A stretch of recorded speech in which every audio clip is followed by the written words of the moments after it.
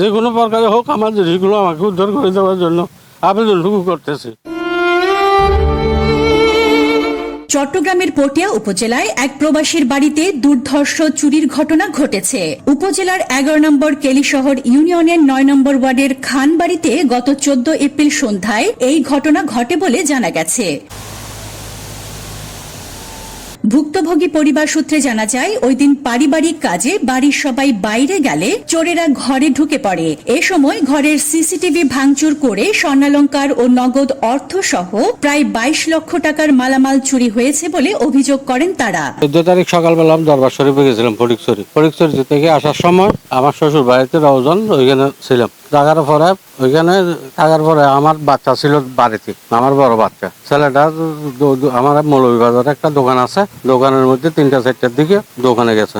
দোকানে যাওয়ার পরে ও 9টার দিকে আসার পরে দেখে পিছনের গ্রিল ভাঙা এবং পিছনের দরজা খোলা এবং আলমারি সব ভাঙা। আমার সর্বস্ব লুট করে নিয়েছে। আমার 7 ভরি স্বর্ণ, 4 লক্ষ টাকা, ডিবিআর ক্যামেরা, ডিবিআর মেশিন এগুলো নিয়ে গেছে। আমার বাইরে দীর্ঘদিন ধরে বিদেশ করে তিলে করে টাকাগুলো ছিল, ওই টাকাগুলো নিয়ে গেছে। আমি আপনার কাছে প্রশাসনের আবেদন করি যে আমার জিনিসগুলো উদ্ধার করে দেওয়ার জন্য যে কোনো প্রকারে।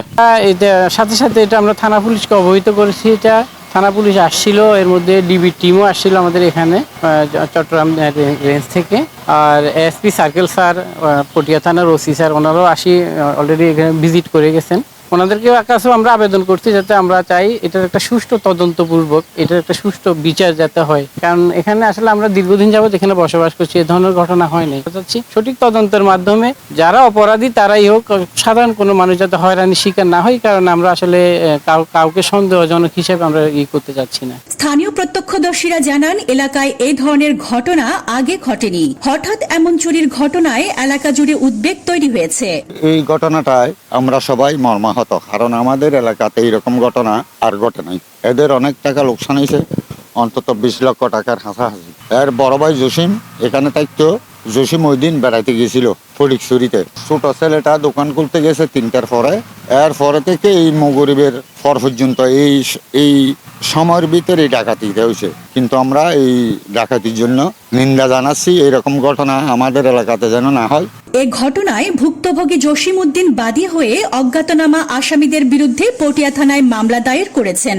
এ বিষয়ে পটিয়া থানার অফিসার ওসি জানান ঘটনার সঙ্গে জড়িত সন্দেহে ইতিমধ্যে 2 জনকে গ্রেফতার করা হয়েছে।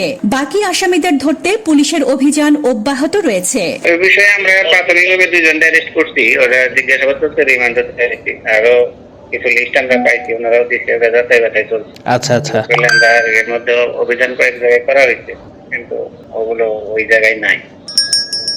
Desk report, news day 24।